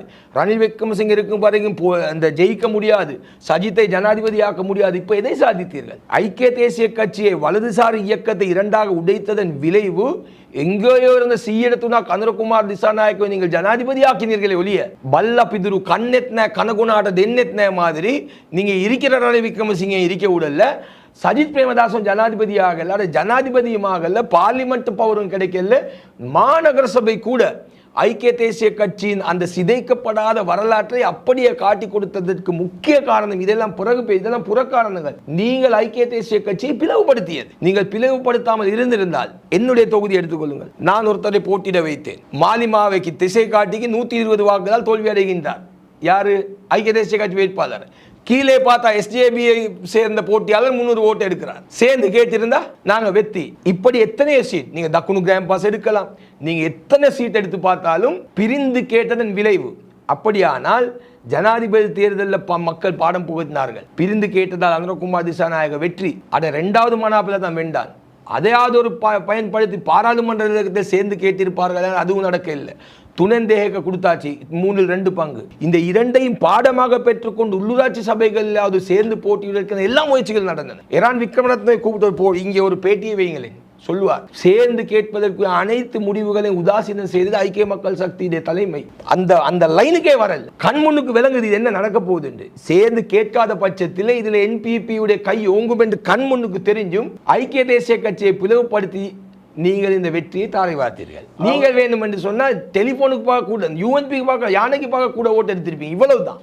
தேர்தலுக்கு முன்னால் இந்த 2 கட்சிகளும் ஒன்று சேரும் என்ற பலமான நம்பிக்கை இருந்தது. நீங்கள் சொல்கிறீர்கள் இதை சிலர் சேர விடாமல் தடுத்தார்கள். தைரியமாக சொல்லுங்கள், யார் தடுத்தது? சிலர் தடுத்தார்கள் என்ற லிஸ்ட்ல யார் இருக்கிறா இல்லைன்னு எனக்கு தெரியாது. ஆனாலும் நான் நேற்று ஒரு இன்டர்வியூ பார்த்தேன். இப்போது சேர்வீங்களான்னு அஜித் பி பேர் கேட்கிறாங்க ஒரு டிவி சேனல். இப்போ அது தேவையில்லாத கேள்வி என்கின்றார். இன்னமும் அந்த மனநிலை, இன்னமும் அந்த சைக்காலஜியில தான் இருக்கான். அப்ப இந்த வலதுசாரி அரசியல் கூடாரம் இவ்வளவு தூரம் சிதைக்கப்பட்டும், அப்ப இரான் விக்ரமரத்னவை மேயர் கேண்டிடேட்டாக போட்டு ஒரே அணியில் போட்டி போடும் என்ற முடிவு கூட 100% எட்டப்பட்டு விட்டது. முடிவு எடுத்துக்கொண்டு ஐக்கிய மக்கள் சக்தி காரியாலயத்துக்கு போன பிறகு நெகட்டிவான பதில் வருகின்றது, சாத்தியமில்லை, தனித்து போட்டியிடுவோம். அதுக்கு சில்லறை காரணத்தை சஜித் சொன்னார். என்ன, எங்கள் வேட்பாளர்களுக்கு வாய்ப்பு, எல்லோருக்கும் வாய்ப்பளிக்க வேண்டும். வாய்ப்பளிப்பதே இப்ப முக்கியம். இதனுடைய பிரதிபலன் அசைக்க முடியாத கோட்டையை அவர்கள் இலகுவாக கையகப்படுத்தினார்கள், தங்களுடைய ஆக்கி கொண்டார்கள். எனவே இதற்கு பொறுப்பு ஒட்டுமொத்தமாக இந்த ஐக்கிய தேசிய கட்சியை பலகீனப்படுத்திய நீங்கள். இந்த யூஎன் பேரண்ட என்ன தேவை இருந்துச்சு? உங்களுக்கு பாராளுமன்றத்தில் கூட நாடே டொலஸ் வேணும்னு சொல்லும் போது நீங்க டலஸ் வேணும்னு சொன்னீங்க. முஜிபுர் ரஹ்மான் வாக்கு யாருக்கு போச்சு? பாராளுமன்றத்திலே ஜனாதிபதியை தெரிவு செய்யும் பொழுது ஐக்கிய மக்கள் யாருக்கு வாக்களித்தார்கள்? அந்த இடத்திலே கூட சேரக்கூடிய சந்தர்ப்பத்தை இல்லாமல் இழுத்து நாட்டுக்கு டொலஸ் கொண்டு வரதுக்கு ரணில் முயற்சிக்கும் போது டலஸ் வேணும்னு சொன்னாங்க. இப்படி நீங்கள் செய்த வரலாற்று தவறு கொழும்பு மாநகர சபையும் பாதித்தது. நீங்கள் ஐக்கிய தேசிய கட்சியை பிளவுபடுத்தாமல் இருந்திருக்க 60 சீட், குறைந்தபட்ச 60 சீட்டை தனியாக நாங்கள் பெற்றிருப்போம். எனவே ஐக்கிய மக்கள் சக்தி டெலிஃபோன் சின்னத்துக்கு ஒரு 500 ஓட், யானை சின்னத்துக்கு ஒரு 300 ஓட், இங்கே 800 ஓட்டா அவன் அங்கால சிம்பிளாக ஒரு 600 ஓட் எடுத்து சீட் எடுத்துட்டு போனான் என்பிபி. இதுதான் நடந்தது. எனவே இந்த புறக்காரணங்கள் ஒரு புறம் வைத்து இனிமேலாவது இந்த கட்சி இரண்டும் ஒன்று சேர வேண்டிய விடயத்திலே நீங்கள் இதைவிடவும் கொஞ்சம் இன்ட்ரெஸ்டாக, இதைவிடவும் கொஞ்சம் ஸ்பீடாக செயல்பட்டு இந்த கட்சி இரண்டை ஒன்று சேர்க்க வேண்டும் என்று நாம் விரும்புகின்றோம். அதனால தான் இதை பேசிக் கொண்டிருக்கின்றோம். அடுத்தது இன்னும் ஒரு விடயம், கொழும்பு மாநகர சபையின் பொறுப்பு முஜிபுர் ரஹ்மான் வசம் இருந்தது, கொலன்னாவ் இருந்தது மரிக்கார் வசம். ரெண்டும் வெண்டுன்னு வைங்களேன், ரெண்டே எதிர்கட்சி எடுத்தாச்சு. இப்போ நான் தான் எடுத்து கொடுத்தேன்டுவீங்க. தோத்ததோட வெள்ளாடு கருப்பாடு கதை தான் வருவது. அப்படியெல்லாம் வரக்கூடாது. மத்துகமே எப்படி எடுத்தாரு? ஜகாத் வித்தார். மத்துகமையே ஜகாத் எடுத்து கொடுக்கலையா எஸ்டிஏபி? அப்படியானா இங்க டீம் ஒர்க்ல ஏதோ பிரச்சனை நடந்திருக்கு. எனவே கொலன்னாவை தெளிவாகவே மரிக்காரர் ஊடகவியலாளர் சந்திப்பிலே கொழும்பு மாநகர சபையுடைய விடயத்தை கேட்கும் போது அதனை முஜிபிடத்திலே கேளுங்கள் என்று சொல்லி இருந்தார். அந்த ஸ்டேட்மெண்ட் மூலமாகவே மக்கள் தெரிந்து கொண்டார்கள் இங்கே மிகப்பெரிய ஒரு பிணக்கு. அதுதான் தவறு. இவர்கள் தேர்தலிலே போட்டியிடும் பொழுது மக்கள் ஒற்றுமையாக இவர்கள் வாக்களிப்பார்கள். சஜித்துக்கு ஒரு மனாப்பையை கொடுத்துட்டா 2 முகமது ஜார் தாய்க்கான முஸ்லிம்கள் பார்த்தாங்க, ஒரு மரிக்காரும் ஒரு முஜிபுர் ரஹ்மான். மக்கள் ஒற்றுமையோட வாக்களிப்பார்கள். இவர்கள் பாராளுமன்றத்துக்கு வந்த பிறகு ஒன்று சேர மாட்டார்கள். இது நாங்கள் MH முகமது ஜாபிரே காலத்திலிருந்து பார்த்திருக்கிறோம். இந்த முஸ்லிம் சமூகத்துக்கு என்ன முசீபத்தை, அந்த முசீபத் இன்னும் தொடர்கின்றது. எனவே தான் நான் சொல்லுகின்றேன், மரிக்கார் கொலன்னா நகர சபையை ஐக்கிய மக்கள் சக்திக்கு பெற்றுக் கொடுக்காதது பொறுப்பு சொல்ல வேண்டும். மரிக்கார் கொலன்னாவைக்கு ரெஸ்பான்சிபிளாக இருந்தால் கொழும்பு மாநகர சபைக்கு முஜிபுர் ரஹ்மான் ரெஸ்பான்சிபிள், அவர் இதுக்கு பொறுப்பு சொல்ல வேண்டும். இப்ப மத்துகமே வெண்டு கொடுத்தது ஜகத் வித்தானன் என்றா, இது தோத்தது முஜிபுர் ரஹ்மான், அது தோத்ததுக்கு மதிக்கார். எனக்கு தெரியா உள்ளுக்கு யாராவது அப்படி வாக்களித்து இருந்து அவரோட கையில் ரெக்கார்டிங் இருந்து அவர் அதை வெளியே போட்டு அவசரமாக கட்சியாக நடவடிக்கை எடுத்து ஏண்டா இந்த கட்சிக்கு எதிராக வாக்களித்து நிரூபிக்கப்பட்ட மாநகர சபை உறுப்பினர் பதவியை பறிக்கலாம். இந்த சட்டத்தில் இடம் இருக்கி, அதை அவர் செய்யட்டும், அது வேறு விடயம். ஆனால் பொதுப்படையாக சொல்ல போனால் கைக்கு வந்ததை இல்லாமலாக்கினது இவர்களுடைய ஒற்றுமை இல்லாத தன்மை ஒன்று. இரண்டாவது, ஐக்கிய தேசிய கட்சியை பிளவுபடுத்திய அதனுடைய ரிசல்ட்ஸ் தான் இது. ஒரு தெளிவுக்காக உங்களிடத்தில் இந்த வினாவை கேட்கின்றேன். கட்சியுடைய உத்தியோகபூர்வ முடிவுக்கு மாற்றமாக சில உறுப்பினர்கள் வாக்களித்திருக்கின்றார்கள். சில இடங்களிலே அந்த கட்சிகள் உத்தியோகபூர்வமாக அவர்களுடைய லெட்டர்ஹெட்டிலே இவருக்கு எதிராக நாங்கள் சட்ட நடவடிக்கைகளை மேற்கொள்வோம் என்றெல்லாம் சொல்லியிருக்கிறார்கள். அப்படியான சட்ட நடவடிக்கைகள் மேற்கொள்ளப்பட்டால் அந்த கட்சியுடைய தீர்மானத்திற்கு உதவி செய்யாத, கட்சியுடைய தீர்மானத்திற்கு மாற்றமாக வாக்களித்த மந்திரிகளுடைய பதவி என்னவா? உள்ளூராட்சி மன்றங்களை பொறுத்த வரைக்கும் கட்சியுடைய தீர்மானத்துக்கு எதிராக எந்த உள்ளூராட்சி மன்ற உறுப்பினர்களும் செயல்படக்கூடிய உரிமை கிடையாது. அப்படி செயல்படும் பட்சத்திலே முதலாவதாக கட்சியின் செயலாளருக்கு முடியும் அவருடைய உறுப்புரிமை ரத்து செய்ய. கட்சியின் உறுப்புரிமை ரத்து செய்யப்படும் இடத்து கட்சிக்கான அந்த அவர் வகிக்கக்கூடிய அந்த பிரதேச சபையுடைய உறுப்பினர் பதவியும் இல்லாமலாக்கப்படும். ஆனால் அதற்குரிய நடைமுறைகளுக்கு ஒரு 2-3-4 மாதங்கள் எடுக்கும். தொடர்ந்து 1-2-3 கடிதங்கள் அனுப்பப்படும். இருந்தாலும் கட்சிக்கு அதிகாரம் இருக்கின்றது. கட்சிக்கு எதிராக செயல்பட்டவர்களை கட்சியிலிருந்து நீக்குவதற்கு. கட்சியிலிருந்து நீக்கும் பட்சத்திலே அங்கு அந்த சபையுடைய உறுப்பினர் பதவியும் இல்லாமலாக்கப்படும். எனவே உத்தியோகபூர்வமாக அப்படி கட்சியுடைய தீர்மானத்திற்கு மாற்றம் இழைத்தவர்களுடைய மந்திரி பதவிக்கு ஆப்பு எந்த நேரத்திலும் வர வேண்டும். ஒரு கட்சி கட்டுப்பாடு என்பது முக்கியம், அது வர வேண்டும். முஜிபுர் ரஹ்மான் சொல்வது உண்மை என்றால் நிரூபிக்கப்படும் இடத்திலே அவர்களுக்கு எதிராக சட்டம் பாய்ந்தது அவர் செய்ய வேண்டும். என்னுடைய ஃபோனில் இருக்கின்றது, நான் நேரம் வரும்பொழுது வெளியிடுவேன் என்பது எனக்கு எந்த தூரம் அது சாத்தியம் என்பது எனக்கு தெரியாது. பொதுவாக சொல்ல போனால் 2 முஸ்லிம் பாராளுமன்ற உறுப்பினர்கள் 2 திசையிலே பயணித்திருக்கின்றார்கள். சமூகத்திற்கும் ஆரோக்கியம் அல்ல. அவர் குலநாவை கைவிட்டார், இவர் கொழும்பை கைவிட்டார். சரி, என்பிபி அரசாங்கத்தை பொறுத்தவரையிலே அவர்கள் தேர்தலுக்கு முன்னால் வழங்கிய பல வாக்குறுதிகளை மீறிய ஒரு தேர்தலாக உள்ளூராட்சி மன்ற தேர்தலை பார்க்கலாம். காரணம், அவர்கள் சொன்னார்கள் ரொடு பொடு சுன்புன் இப்படியான எந்த, அதாவது ரொடு பொடு சுன்புன் என்ற விடயத்திற்கு நீங்கள் சரியாக தமிழிலே சொல்லுங்கள், யாரையுமே நாங்கள் சேர்த்து கொள்ள மாட்டோம், எந்த சுயாதீன கட்சி, அதாவது எந்த கட்சியையும் நாங்கள் எங்களோடு கூட்டு சேர்க்க மாற்றோம் என்றெல்லாம் பல தேர்தல் மேடைகளில் அவர்கள் பேசியிருந்தாலும் கூட தேர்தலுக்கு பின்னால் அவர்கள் அப்படி நடந்து கொள்ளவில்லை. எனவே சிரேஷ்ட ஊடகவியலாளர்கள் பலர் இந்த விடயத்தை மிகவும் வன்மையாக கண்டித்தார்கள். அவர்கள் வெற்றி பெற்றிருந்த சபைகளில் மாத்திரம் அவர்கள் அமைத்துக் கொண்டு ஏனைய சபைகளை அவர்கள் விட்டிருக்கலாம். அப்படி அவர்கள் செய்யாததன் விளைவாக அவர்களும் சாக்கடை அரசியல் செய்திருக்கின்றார்கள் என்றொரு விடயத்தை பலரும் பேசுகிறார்கள். என்னுடைய வினா, இப்போது அவர்கள் சபைகளை எப்படியாவது அமைக்க வேண்டும் என்பதற்காக வேண்டி பலருடைய உதவிகளை பெற்று சபைகளை அமைத்து விட்டார். எதிர்வரக்கூடிய காலங்களிலே இந்த பட்ஜெட் வரக்கூடிய நேரத்திலே அவர்கள் மீண்டும் இந்த அவர்களுக்கு உதவி செய்தவர்களுக்கு பின்னால் போய் அவருடைய கால்களிலே விழ வேண்டிய நிலை ஏற்படும் அல்லவா? அப்படி அந்த காலகட்டத்திலே இந்த பட்ஜெட்டுக்கு மந்திரிகள் சரியான முறையில் இவர்களுக்கு சப்போர்ட் பண்ணாவிட்டால் மேயருடைய நிலை என்னவா? முதலாவது விடயம், மேயருடைய நிலை இந்த நகரசபையுடைய சட்ட திட்டங்களை பொறுத்த வரைக்கும் வரவு செலவு திட்டம் சமர்ப்பிக்கப்பட்டு அது மெஜாரிட்டி வாக்குகளால், மேலதிக வாக்குகள் நிறைவேறப்படாத இடத்து அவருக்கு இன்னும் ஒரு சந்தர்ப்பம் இருக்கின்றது. அந்த பட்ஜெட்டை மீண்டும் ஒரு முறை அவருக்கு சமர்ப்பிக்க 2026 ஆண்டுக்கான வரவு செலவு திட்டம் சமர்ப்பிக்கப்பட்டவுடன் அங்கே வாக்கெடுப்பு நடைபெறும். பல்தசார் தோல்வி அடைந்தால் அவருக்கு அந்த அதே வரவு செலவு திட்டத்தை மீண்டும் ஒரு முறை சமர்ப்பிக்கக்கூடிய சந்தர்ப்பம் இருக்கின்றது. எவ்வளவு காலம் அதற்கு? அது அந்த காலத்தை அவருக்கு எடுத்துக்கொள்ளலாம். அது சொல்லப்படவில்லை. அந்த வரவு செலவு திட்டமும் தோற்கடிக்கப்படும் இடத்து எந்த ஒரு உறுப்பினர் மேலதிகமான, அதாவது மெஜாரிட்டியான கூடுதலான உறுப்பினரை தன்வசம் வைத்திருக்கின்றாரோ அவர் மேயராக வருவார். எனவே ஒட்டுமொத்த எதிர்க்கட்சிகளுக்கும் இன்னும் வாய்ப்பு இருக்கின்றது. இது ஒரு விதமான தொங்கோட்டமான ஒரு சபை என்பதால் வாய்ப்பு இருக்கின்றது. ஒன்று. ரெண்டாவது விஷயம், நீங்கள் முக்கியமான ஒரு கேள்வி கேட்டீங்களே, அதாவது என்னென்று சொன்னால் அந்த சுன்புன்னை பொறுத்த வரைக்கும் அப்துல் ரஹ்மான் அவர்களே, இப்போ என்பிபி அரசாங்கமும் நரகுமார் திசாநாயகம் வச்சு ஒரு இந்த கிபி மாதிரி தேபி தேர்தலுக்கு முன் தேர்தலுக்கு பின் ஒரு வரலாற்று அப்படி எழுதி வரலாம். கவலை என்ன தெரியுமா? இந்த வாக்களித்த மக்களை நான் முட்டாள் என்று சொல்ல மாட்டேன். அடிச்சு ஒரு அலை அந்த ரெல்லில் ஓட் பண்ணினாலும் இந்த தேர்தலில் கூட கொழும்பு மாநகர சபை அவர்கள் கைப்பற்றல. அவர்களை விட எதிர்க்கட்சிக்கு தான் கூடுதலாக சீட்டு இருந்துச்சு. எனக்கு மறந்த ஒரு விஷயம், ரணில் விக்ரமசிங்கே 30 எலெக்ஷனுக்கு மேலே தோத்தார். அவரால் வெல்லைய முடியாது என்று ஐக்கிய மக்கள் சக்தியில் உடனே அந்த கட்சியை உடைக்கிறதுக்கு காரணம் சொல்லுவாங்க. அந்த ரணில் விக்ரமசிங்கே தோத்த 30 எலெக்ஷனில் கூட கொழும்பு முனிசிபல் கவுன்சில் எலெக்ஷன் இல்லை, தோக்கல்ல. மஹிந்த ராஜபக்ச யுத்தத்தை வெற்றி கொண்டு மிகப்பெரிய ஒரு அலை இருந்தது. மஹிந்த சுலங்கல எல்லா பிரதேச சபையும் கழிவுபட்டு போச்சு. கொழும்பு மாநகர சபை யானைக்கு தான் வந்துச்சு. யூஎன்பியோட யானை லிஸ்ட் ரிஜெக்ட் ஆகிச்சு ஒரு எலெக்ஷன்ல. கண்ணாடியை கொண்டு வந்து யூஎன்பி தான் வந்துச்சு. இந்த இதுதான் இப்ப என்பிபிக்கு போயிருக்கு.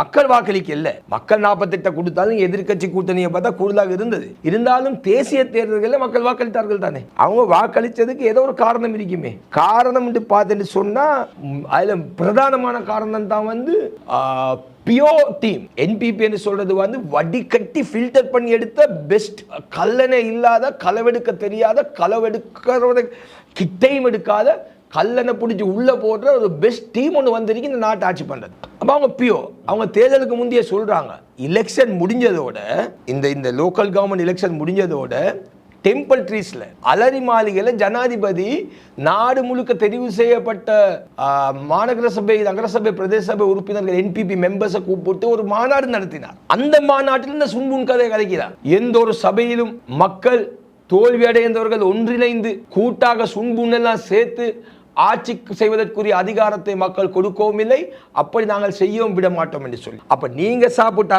தலகோயா, நாங்க சாப்பிட்டா கபரகோயா, அப்படி அதை தேர்தலுக்கு பிறகு வச்ச கூட்டத்தில் கூட சொல்றார். මේ මොහොතේ කළු සල්ලි පමණක් නොවේ අපේ රටේ දේශපාලන සංස්කෘතියේ ප්‍රශ්නය. එයා අපි දන්නේ විවස්ථා අනපනත් වලින් පමණක් විසඳාගත හැකි වේවි. නිසා මේ රටේ ජනතාවට මේ මොහොතේ ඉතා හොඳින් අවධානයෙන් හිටියොත්, අවබෝධයෙන් හිටියොත් ජනතාවට තේරුම් ගන්න පුළුවන්. නිසා මේ දේශපාලන සංස්කෘතියේ පිරීම මෙතන පැති දෙකක් තිබෙනවා. එකක් සල්ලි අරගෙන තමන්ගේ මන්ත්‍රීතුරු අනිත් පැත්තට යන එක.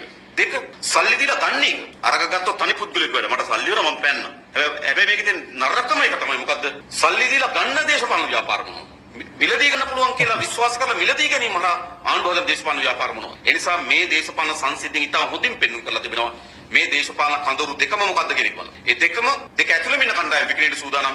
ඒ දෙකම විකිණෙන ඕන කෙනෙක් ගන්න සූදානම්. ඒ නිසා ඉතා හොඳින් අපේ රටේ දේශපාලන ඇති වී තිබෙන පරිහානියම ප්‍රතිඵලයක් තමයි මේ විකිණීම සහ මිලදී ගැනීම සිදුවන්නේ. විකිණීම සහ මිලදී ගැනීම සිදු වෙනවා. මේ වැරදි දේශපාලන සංஸ்கிருதியில இந்த கலாச்சாரத்துக்கு முடிவு கட்ட வந்து பேசுறார். இது யாரு? எதிர்க்கட்சி உறுப்பினராக இருந்த அனுரகுமார். இப்ப என்ன செஞ்சாரு? கள்ளம் பிடிக்க வந்தவர். இப்ப கள்ளம் பிடிக்கிறதுக்கு ஓட் போட்டு எங்க முகமது காக்கெல்லாம் நினைக்கிறாங்க, சுலைமான் நானா, ஃபாத்திமா தாத்தா எல்லாம் எங்கட சமூகம் போட்டுச்சு. எங்கட முஸ்லீம் சமூகத்திலே ஓட் போட்டுட்டு வந்து நாங்க கிபுலா மெஷினுக்கு ஓட் போட்டுன்னு சொன்னாங்க. இந்த திசை காட்டி அந்த அளவுக்கு ஆர்வத்தோட ஓட் போட்டாங்க தானே. இப்ப அவங்ககிட்ட நான் சொல்றேன், இவங்க இப்ப கல்லணை பிடிச்சிருக்காங்க. எப்படி பிடிச்சாங்க? அம்பலங்கோட நகர பிராதேச சபால என்டிஜன் கல்லணை பிடிச்சாங்க. விலங்குது என்ன சொல்ல வரேன், திலீப் ஜாவியோட கட்சியோட சேர்ந்து அங்க ஆட்சியை பிடிச்சாச்சு. அந்த என்டிஜன் ஹுராவை பிடிச்சாச்சு. காலி நகர சபையில போட்டுவோட சேர்ந்து இருக்கிறாங்க. போட்டுவ மந்திரியோட அதை ஆட்சி பிடிச்சாச்சு. அப்ப உகண்டால சல்லி ஒழிச்ச ராஜபக்சே எல்லாத்தையும் காலில பிடிச்சாச்சு. கொலன்னா மாநகர சபாவில எஸ்ஜேபி மெம்பரை வச்சு ஆட்சி அமைச்சிருக்கிறாங்க. அப்ப அங்க சஜித் பிரேமதாஸ் சம்ஸ்கிருதிகார முதல் கல்லணை அங்க பிடிச்சாச்சு. செங்கலடியில பிள்ளையானோட சேர்ந்து ஆட்சி அமைக்க பார்த்தாங்க, சரி வரல. அப்ப ஈஸ்டர் தாக்குதல் சூத்திரதாரி அங்க பிடிச்சாச்சு செங்கலடியில. வாக்களிச்சவங்க கேட்கிறேன், இதை விட என்ன கேவலம் தேவை உங்களுக்கு? பிடிச்சாச்சு. இன்னும் சில உள்ளூராட்சி மன்றங்கள்ல, புத்தளம் மாவட்டங்கள் போன்ற மாவட்டங்கள்ல மரங்களை வெட்டின கல்லன் அவங்களோட மொழியில யாரு? ரிஷாட் பதில பிடிச்சாச்சு. இப்படி யாரெல்லாம் கல்லன் அவங்களோட மொழியில எல்லா கல்லனும் ஒவ்வொரு பிரதேசத்துல பிடிச்சி ஆட்சி அமைச்சாச்சு. அப்ப நீங்க சாப்பிட்டா தலகோயா, மற்றவங்க சாப்பிட்டா கபலகோயா. இதை தான் கொழும்பு மாநகரில் செஞ்சாங்க. கொழும்பு மாநகர சபையில் வெறும் 48 உறுப்பினர்களை பெற்றவர்கள் எப்படியாவது 61 மாத்தினாங்க. இதை வெளியே வந்தா இந்த ஆக்கள் எல்லாமா சேர்த்து கொண்டாங்க என்று தலையில கை வைப்பானோல் ஓட்டு போட்டோம், மாலிமாகி ஓட்டு போட்டோம். அதை மறைப்பதற்கு தான் ரகசிய வாக்கெடுப்பு. எனவே என்பிபி அரசாங்கம் சொன்னது எதையுமே செய்யவில்லை என்பதை இந்த உள்ளூராட்சி மன்ற தேர்தலும் அவர்கள் நிரூபித்து விட்டார். நாடு முழுக்க, கொழும்பு மாநகர சபை மட்டுமல்ல, நாடு முழுக்க எவன் வந்தாலும் அவனை மடியில் வைத்துக்கொண்டு ஆட்சியை பிடிப்போம் என்று 2 3 மாறிட்டாங்க. இந்த சுன்புன் கதை, இந்த விக்கினீம கதை, மிலதீகனிம கதை, இதெல்லாம் வாக்காளர்களை ஏமாற்றுவதற்காக அனுரகுமார திசாநாயக்க வரலாற்று ரீதியாக பேசிய பொய்களில் புழுகுகளில் இது ஒரு அண்ட புழுகு மட்டும்தான். மற்ற புழுகுகளை நாங்கள் பிறகு பேசுவோம். நீங்கள் அப்படி சொன்னாலும் கூட வாக்களித்த மக்கள் இன்றளவிலும் திருப்தியாக இருப்பது போன்றுதான் என்ன தோன்றுகின்றது. காரணம், அவர்கள் தேர்தல் மேடைகளில் சொன்ன ஒரு விடயம், இந்த நாட்டை வங்குரோத்து நிலைக்கு தள்ளிய திருடர்களை நாங்கள் பிடிப்போம். மஹிந்தானந்த அலுத்கமகே இன்று சிறையிலே வாடுகிறார். அவருக்கு தண்டனை வழங்கப்பட்டிருக்கின்றது. கெஹலிய ரம்புக்வெல்லுடைய குடும்பமே சிறையிலே. மர்வின் சில்வா பிடிபட்டார், பிரசன்ன ரணவீர பிடிபட்டார், சந்திரசேன பிடிபட்டிருக்கிறார். இப்படி அதே போன்று ஸ்ரீலங்கன் ஏர்லைன்ஸ் தலைவர் உள்ளே இருக்கிறார். இப்படி இந்த நாட்டிற்கு துரோகம் செய்த, அநியாயம் இழைத்த பல திருடர்கள் அவர்களுடைய பாசையில், எங்களுடைய பாசையில் மக்கள் ரொம்பவே சந்தோஷமாக இருக்கின்றார்கள். இந்த கெஹலிய ரம்புக்வெல்லுடைய விவகாரத்தில் நீங்கள் சமூக வலைத்தளங்களிலே போய் பாருங்கள். அந்த கைதுக்கு பின்னால் சிங்கள மக்கள் இடக்கூடிய பதிவுகளை பார்த்தாலே மக்கள் இன்னும் ரொம்பவே திருப்தியாக இருப்பது போலதான் தெரிகிறது. மக்கள் நீங்கள் சொல்வதுமாய் திருப்தியாக இருந்திருந்தால் பாராளுமன்ற தேர்தலில் அவர்கள் பெற்ற வாக்குகளிலே மிகப்பெரிய வீழ்ச்சி அவர்கள் உள்ளூராட்சி தேர்தலில் சந்தித்திருக்க முடியாது.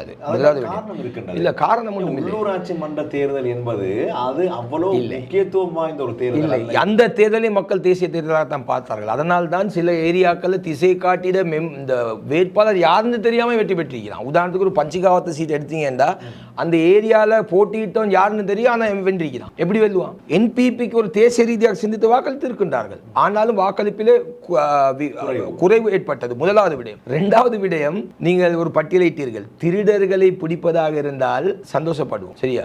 இப்ப மர்வின் சில்வா உள்ள போனதை பேசினீங்க, இப்ப பெயில்ல வந்திருக்கிறாரு, இப்ப வெளியே வந்திருக்கிறாரு, அதை பேச மாட்டீங்க. இதே நல்லாட்சியிலே நடந்தது. நீங்க நல்லாட்சியை எடுத்துக்கொண்டால் வந்ததற்கு பின்னால் இப்போது அதிச்சோதனை, அதாவது இதெல்லாம் நல்லாட்சி. நீங்க நல்லாட்சியை எடுத்துக்கொண்டால் இன்று இருக்கக்கூடிய இந்த என்பிபி உறுப்பினர்களில் முக்கியமானவர்கள் தான் அன்று தூஷண விரோதி கமிட்டியில மெம்பராக இருந்து சம்பளமும் எடுத்திருக்கின்றார், 12 லட்சம் ரூபா ஒருத்தர். அப்ப இவங்கெல்லாம் வச்சு பெசில் ராஜபக்ச உள்ள போனார், நாமல் போனார், ஞானசார போனார், எல்லாரும் உள்ள போனாங்க. சட்டத்தில் இருக்கக்கூடிய விதிமுறைகளை வைத்து வெளியே வந்தார்கள். நீங்க மைந்தானந்த அலுகமையை உள்ளே போனான்னு சொன்னா அவருக்கு யாரு வழக்கு தொடுத்தது யாருன்னு பார்த்தால் நல்லாட்சியில கேரம் போர்டு வழக்கு. ஆனால் நல்லாட்சியிலே அவருடைய பல வழக்குகள் நிதோஸ் கோட்டனை தான். இல்லை, இது அந்த வழக்கு தான் இந்த தீர்ப்பு வந்திருக்கிறது. நிதோஸ் கோட்டனை தான் ஆகவில்லை. அவர் நீங்கள் சாட்சிக்கு துரோகம் இல்லாமல் இந்த அரசாங்கம் இல்லை என்று இருந்தால் மைந்தானந்த உள்ளே சென்றிருப்பார். இல்ல, அரசாங்கத்தால் முடியாது, ஒருத்தர் உள்ளத்தல்ல, அரசாங்கத்தால் முடியாது. அது நீதிமன்றத்துடைய விடயம், அரசாங்கத்துக்கு முடியாது. நீதி அமைச்சருக்கு முடியாது.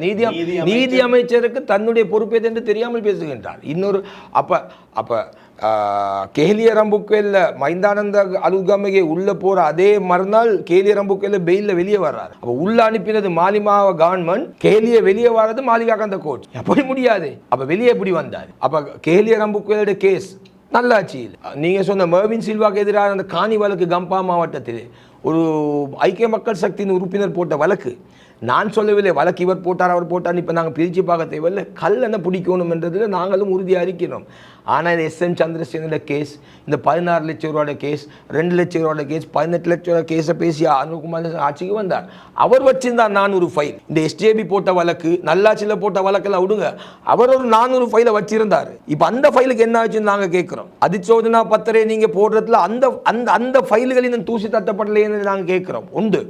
ரெண்டாவது, வாக்களித்த மக்கள் சந்தோஷமாக இருப்பார்களா என்று நீங்கள் சொல்வதாக இருந்தால் அந்த வாக்களித்த மக்கள்கிட்ட நாங்கள் கொண்டு கேட்கிறோம். அனுரகுமார ஜனாதிபதி ஆவதற்கு முன்னால் நாட்டில் ஏதாவது ஒரு ஊழல் ஒரு மோசடி நடந்தால் அனுர இருந்திருக்கலாமே, அனுரகுமார ஜனாதிபதியாக இருந்தால் இப்படி நடக்காது என்று நாங்கள் அங்கலாய்த்தோம், பேசினோம். அதனுடைய வெளிப்பாடு தான் இவ்வளவு மக்கள் அவருக்கு வாக்களித்தது. அனுரகுமார ஜனாதிபதி ஆன பிறகு ஜனாதிபதியின் செயலாளராக ஒரு பாலிய நண்பரை நியமிக்கின்றார். இதா இந்த மக்கள் எதிர்பார்த்த அரசியல் கலாச்சாரத்தின் மாற்றம்? இதையே ராஜபக்சர்கள் விக்ரமசிங்கல் செய்யும் பொழுது கஜமிதுரு செலக்கில்ல, நீங்க செஞ்சா நியமிக்கிறீங்க, அப்படியே வாங்க குடும்ப அரசியலுக்கு முற்றுப்புள்ளி வைப்போம் என்று சொல்லித்தான் நீங்க உங்க வாக்குகளை அள்ளி அள்ளி பெற்றீர்கள். பாராளுமன்றத்தை எடுத்து பாருங்க, கணவனும் மனைவியும் பாராளுமன்ற உறுப்பினராக இருக்கின்றார்கள்.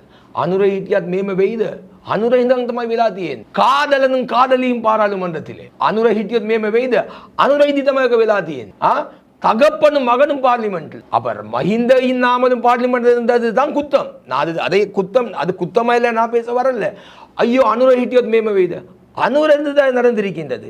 ஜனாதிபதி ஆலோசகராக உலங்கம் என்ற நியமிக்கப்பட்டு அவருக்கு சொந்தமான ஒரு கம்பெனிக்கு டெண்டர் விதிமுறைகள் மீறப்பட்டு ஒரு டெண்டர் கொடுக்கப்பட்டதாக ஒரு பேச்சு வந்தது. ஐயோ அனுர ஹிட்டியத் மேம வெய்த அனுர இந்த கொடுத்த மேம விளாதி என்ன ஏன் பேச மாட்டீங்க? இதெல்லாம் ஒரு பக்கம் வைங்க.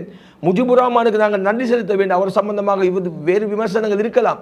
323 கண்டெய்னர் விடை, அந்த கண்டெய்னர் விடை நடக்கும்போது என்ன சொன்னார்கள்? சட்டத்துக்கு புறம்பாக எதுவுமே நடக்கவில்லை என்று விமல் ரத்னாக பகிரங்கமாக சொன்னார். அந்த ததபதே நாவத்தான் மேக சாமானிய ப்ரொசீஜர் மே பாலுன் டிக இவ மே எலியடதானே. இப்ப ஜனாதிபதி நியமித்த கமிட்டியில ரிப்போர்ட் வருவது இங்கே சில மோசடிகள் நடந்திருக்கின்றன. அனே අනුරයිටියොත් මේම වෙයිද? අයියෝ අනුරයිදි තමයි මේ බහලුම් 332 එළියට විලා තියෙන්නේ. 23 අනුරයිදි. දැන් රටේ ජනාධිපති රනිල් වික්‍රමසිංහ මහින්ද රාජපක්ෂ නෑ අනුර வெளியே வந்திருக்குன்னு. එතකොට அப்ப அந்த 323க்கும் வேற வேற கதையெல்லாம் கதைச்சீங்க. இப்ப பிள்ளைன்னு சொல்லவும் අනුරකුමාර අපේ ජනාධිපතිගේ මේ කමිටු වාර්තාව තමයි ඔයගොල්ලන්ගේ කමිටු எதிர்க்கட்சியிட கமிட்டி வார்த்தாவோடு வருமா? இது சில்லற பேச்சு இல்லையா? ஜனாதிபதியாக இருந்தால் அவருக்கு தான் அந்த பொறுப்பு, அவர் தான் இந்த சுங்க திணைக்களத்துக்கு பொறுப்பானவர். இதையே ரணில் விக்ரமசிங்க ஆட்சி செஞ்சு ஒரு 300 கண்டெய்னர் வெளியே வந்திருந்தா எத்தனை ஆர்ப்பாட்டங்களை பார்த்திருக்கலாம், எத்தனை போராட்டங்களை பார்த்திருக்கலாம். அனுர ஹிட்டியொத் மேம வெய்து அனே அனுர இந்த தம்மை மே வெலாதி ஏந்தி. அப்ப சபாநாயகருக்கு 2 இல்ல 4 வாகனம் என்ற ஒரு பிரச்சனை வந்திருக்கின்றது. அனுர ஹிட்டியொத் மேம வெய்து அனுர இதி தம்மை கதாநாயகத்துமாய் முக்தி விநின்னு தனி ஜெட் விமானத்தில் பயணம் போன குற்றச்சாட்டு வந்தது அனுகுமார் திசாநாயகவுக்கு. தனி ஜெட்ல போனார் என்று ரணில் விக்ரமசிங்க போனா අනුර ඉද්දි තමයි මේක වෙලා තියෙන්නේ. அப்ப ஆம்புலன்ஸ் வித்தராய் VIP வாகனம் என்று சொன்னார்கள். ஹரிணி பிரதமர் வரக்கூட ஊர்வலத்தை பாருங்களேன். அனே அனுர ஹிட்டியத் மேம வெய்து அனுர இன்ன கூட තමයි වෙලා තියෙන්නේ. இப்படியே பார்த்து கொண்டு போனால் சபாநாயகர் முன்னாள் சபாநாயகர் அசோக் ரன்வலோட கள்ள சர்டிபிகேட் PhD கொஞ்சம் யோசிங்க. அனுரகுமார் திசாநாயக் எதிர்கட்சி பாராளுமன்ற உறுப்பினர் இருந்து ஐக்கிய தேசிய கட்சி ஒரு கரு ஜெயசூரியவோ ஒரு லொக்கு பண்டாரையோ சபாநாயகராக இருந்து கள்ள சர்டிபிகேட்டோட வந்திருந்தா எப்படி இருந்திருக்கும்? அட கல்லனை பிடிக்க வாரம் கள்ள சர்டிபிகேட்டோட எங்காவது ஜப்பான்ல இருந்து கொண்டு வராரா இந்த சர்டிபிகேட்? අනුරයිටිය තෝම වෙයිද ඔරසාතිකක් ගෙනල්ලා කතානායක වෙලා තියෙන අනුරගේ කැබිනට් එකේ අනුරගේ පාර්ලිමේන්තුවේ என்னது நீங்க சந்தோஷப்படுறதுக்கு அனுர கேபினட் அதுவும் நடந்திருக்கு. எனவே அன்புக்குரிய சகோதரர் அவர்களே, அடுத்தது அரசியலிலே சம்பந்தம் இல்லாதவர்கள் ஆளுநர் பதவிக்கு நியமிக்கப்பட்டார்கள். வியாபாரிக கஜமித்துரான் செலக்கீம நடக்கலையா? மேல் மாகாண ஆளுநர் பதவி அவருக்கு எதற்கு கொடுக்கப்பட்டிருக்கு? இன்னும் கேள்வி ஒன்று தொங்கிக் கொண்டிருக்கின்றது, பதில் இல்லை. உங்களோட கட்சிக்கு ஆதரவாக பொருளாதார ரீதியாக அள்ளி கொட்டியவருக்கு பதவி அனுரைட்டிய தோம வைதா அனுரைந்தல தமக்கு விளாத்தியனே. யாராவது சந்தோஷப்படுவார்களாக இருந்தால் அனுரகுமார திசாநாயக்க வாக்களித்த விடயத்தில் இன்னும் திருப்தியாக இருப்பார்களே, ஆனால் அவர்கள் சம்பந்தமாக எங்களுக்கு மிச்சமாக இருப்பது கவலை மட்டும்தான். நடப்பு அரசாங்கம் மீது பாரிய குற்றச்சாட்டுகளை முன்வைக்கிறீர்கள். இப்போது என்னுடைய இந்த வினாவுக்கு ஒரு அரசியல்வாதியாக நீங்கள் பதில் சொல்லாமல் ஒரு இலங்கையராக பதில் சொல்லுங்களேன். அதாவது அனுரகுமார திசாநாயக்க இந்த ஆட்சியை பெறக்கூடிய நேரத்திலே பலரும் குற்றஞ்சாட்டினார்கள், இவருக்கு சர்வதேச அங்கீகாரம் கிடையாது, இவர் சர்வதேசத்துக்கு முன்னால் சென்று எப்படி இந்த நாட்டை முன்னிறுத்த போகிறார் என்ற கேள்விகள் எல்லாம் இருக்கின்றன என்று எதிர்கட்சியிலே இருந்து உங்களை போன்றவர்கள் விமர்சித்தார். ஆனால் இப்போது பாருங்கள், சர்வதேச நாணய நிதியம் IMF உடைய 4வது தவணை தொகையும் இலங்கைக்கு வரப்போகின்றது. அப்படியாக இருந்தால் அனுரகுமார திசாநாயக்க சர்வதேச அங்கீகாரத்தை பெற்ற ஒரு தலைவர் என்று நான் சொல்கிறேன். IMF உடைய 4வது தவணை தொகையும் இலங்கைக்கு கிடைப்பதாக இருந்தால் பாஸ் ரணில் விக்ரம அனுரகுமார திசாநாயக்க கிடையாது. IMF-ஐ கிழித்தெறிவோம் என்று சொல்லி பதவிக்கு வந்தவர். IMF மரபுகுலக் என்று சொல்லி பதவிக்கு வந்தவர்கள் இப்பொழுது அந்த கட்சியுடைய நீங்கள் அடிக்கடி போகக்கூடிய கேபினட்டுகளில் சொல்லுகின்றார்கள், எங்களுக்கு சர்வதேச அங்கீகாரம் கிடைத்திருக்கின்றது, அடுத்த தவணை பணம் நமக்கு வந்து சேர்கின்றது. ஒரு காலத்தில் ரணில் விக்ரமசிங்க கடன் எடுக்கும் பொழுது கடன் எடுப்பதை கொண்டாடக்கூடிய அளவுக்கு முட்டாளாக இருக்கின்றார்கள் என்று விமர்சித்தவர்கள் இப்போது அதே வேலை அவர்கள் செய்து கொண்டிருக்கின்றார்கள். முதலாவது விடயம். 2வது விடயம், ஒரு ரத்தின சுருக்கமாக ஒரு விஷயத்தை சொல்றேன். ரணில் விக்ரமசிங்க எதையெல்லாம் சொன்னாரோ அதையெல்லாம் மக்கள் நம்பவில்லை. இது மக்களுக்கான செய்தி. ரணில் விக்ரமசிங்க எதையெல்லாம் மக்களுக்கு சொன்னாரோ அந்த யதார்த்தத்தை மக்கள் நம்பவில்லை. அனுரகுமார் திசாநாயக்க எதையெல்லாம் சொன்னாரோ அதையெல்லாம் மக்கள் நம்பினார். ஆனால் அனுரகுமார் திசாநாயக்க இப்பொழுது ரணில் விக்ரமசிங்க எதையெல்லாம் சொன்னாரோ அதையெல்லாம் செய்து கொண்டிருக்கின்றார். இதுதான் நாட்டில் இப்ப நடந்திருக்கு. அந்த அடிப்படையில் பார்க்கும் பொழுது நுவரெலிய தபால் கந்தோரில் இருந்து, போஸ்ட் ஆபீஸ்ல இருந்து, பெட்ரோல் மிலசூத்திரை வரைக்கும், இந்த IMF வரைக்கும் ரணில் விக்ரமசிங்கோட அஜெண்டால இருந்து துளியாலும் வெளியே போகவும் இல்லை, போகவும் முடியாது. இதுதான் இதுதான் நிலைமை. அப்படியானால் ரணிலுடைய IMF நல்லம் என்றால் ரணில் நல்லமாக இருந்திருக்க வேண்டும். ரணிலுடைய மிலசூத்திரை நல்லம் என்றால் ரணில் நல்லம். ரணில் தபால் காந்தோரை கலாச்சார சுற்றுலாத்துறையை ஊக்குவிப்பதற்காக ஏதோ ஒன்று செய்யும் பொழுது தபால் காந்தோரை விற்கா என்ன செய்றீங்க? எனவே அன்புக்குரிய சகோதரர்களே, நீங்கள் ஒரு ஒரு ஒரு இலங்கை பிரஜையாக, அரசியல்வாதியாக இதை பேச வேண்டாம் என்று சொல்லுங்கள். சத்தியமாக ஒரு இலங்கை பிரஜையாக நான் சொல்லுகின்றேன், உளமாற சொல்லுகின்றேன். ஒரு இலங்கையனாக ராஜபக்சர்கள் ஒழித்து வைத்திருக்கக்கூடிய உகண்டாடுவதை நான் எதிர்பார்க்கிறேன். ஒரு இலங்கையனாக ரணில் விக்ரமசிங்க கொடுத்த பார் லைசன்ஸ் லிஸ்ட் நான் எதிர்பார்க்கிறேன். ஒரு இலங்கையனாக நாட்டை விட்டு அனுரகுமார திசாநாயக்க வெண்டதோட ரட்டப்பணின்னட்ட அனுநமයක් බලන් ඉන්නවා அந்த தயாராக இருக்கிறார்கள் நான் எதிர்பார்க்கிறேன். ஒரு இலங்கையனாக, ஒரு இலங்கை பிரஜையாக காஞ்சனோட பாக்கெட்ல போடுற கொமிஷ் 160 ரூபா எப்ப மக்களுக்கு கிடைக்கும்னு நான் எதிர்பார்க்கிறேன். ஒரு இலங்கையனாக පාතාල අතුගන්න පෝය දෙකයි ඕනේ. පෝය 8ක් ගියාද? වෙසක් පෝයත් ඉවරයි, පොසන් පෝයත් ඉවරයි. ஒரு இலங்கையனாக පාතාල අතුගහන එක நான் எதிர்பார்க்கிறேன், பார்த்துட்டு இருக்கிறேன். ஒரு இலங்கையனாக கொல்லாண்ட ஜபான் பைக் நான் எதிர்பார்க்கிறேன். ஒரு இலங்கையனாக மகாபேங்குவரும் சதி 3කින් අත්අඩංගු ගන්නවා நான் எதிர்பார்க்கிறேன். மாச 7ක් ගියා. ஒரு இலங்கையனாக 6 மாசத்துக்கு ஒருக்கா அரச உத்தியோகத்தர்களுக்கு சம்பள அதிகரிப்பு நான் எதிர்பார்க்கிறேன். ஒரு இலங்கையனாக நாட்டுடைய பொருளாதாரத்தை ஸ்திரப்படுத்தும் வரைக்கும் ஒரு குடும்பத்துக்கு 10,000 ரூபாய் சொன்னாரா இல்லையா? நான் எதிர்பார்க்கிறோம் இலங்கையனாக. ஒரு இலங்கையனாக IMF-க்கு அவங்களோட விருப்பம் மாதிரி ஆடுறதுக்கு விடாத ஒரு அரசாங்கத்தை, நாங்க சொல்றதை கேட்கிற ஒரு IMF ஆக ஒரு IMF ஒரு இலங்கையனாக நான் எதிர்பார்க்கின்றேன். இது எல்லாத்தையும் விடவும் 12 லட்சம் ரூபாய்க்கு ஒரு விட்ஸ்கார் ஒரு இலங்கையனாக நான் எதிர்பார்க்கின்றேன். ஒரு பேன் பாரல, ஒரு பேன பாரல, ஆல் மாஃபியா, அரசியல் மாஃபியாவல் இல்லாமக்கப்படுவதை ஒரு இலங்கையனாக நான் எதிர்பார்க்கின்றேன். சீயட தீயக்கு 30% கரண்ட் பில், மின் கட்டணம் குறையும் என்பதையும் நான் ஒரு இலங்கையனாக எதிர்பார்க்கின்றேன். மொத்தத்தில் சொல்வதாக இருந்தால் அனுரகுமார் திசாநாயக்க தேர்தலுக்கு முன் இதையெல்லாம் சொன்னாரோ அதையெல்லாம் செய்யாத அனுரகுமார் திசாநாயக்கவையும் இதையெல்லாம் செய்ய மாட்டோம் என்று சொன்னாரோ அதையெல்லாம் செய்யக்கூடிய அனுரகுமார் திசாநாயக்கையை நாங்கள் இப்பொழுது அனுபவித்துக் கொண்டிருக்கின்றோம். இதுதான் யதார்த்தம், இதுதான் உண்மை. வாக்களித்த மக்கள் ஏதோ ஏமாந்து விட்டோம் என்பதை வெளிப்படையாக சொல்வதற்கு வெட்கித்து கொண்டிருந்தாலும் அடுத்த தேர்தலிலே தாங்கள் ஏமாந்ததை தங்களுடைய புல்லடி மூலமாக நிரூபிப்பார்கள் என்று நான் எதிர்பார்க்கின்றேன். பொறுத்திருந்துதான் பார்க்க வேண்டும். சகோதரர் ஷராஃப்தீன் அலி அவர்கள் சொல்வதை போன்று அவர்கள் ஒரு இலங்கையனாக இலங்கை பிரஜையாக எதிர்பார்க்கக்கூடிய இந்த விடயங்களை மக்கள் எப்படி பார்க்கிறார்கள்? கொமெண்ட் பகுதியிலே சொல்லுங்கள். உங்களுடைய எதிர்பார்ப்புகள் என்ன?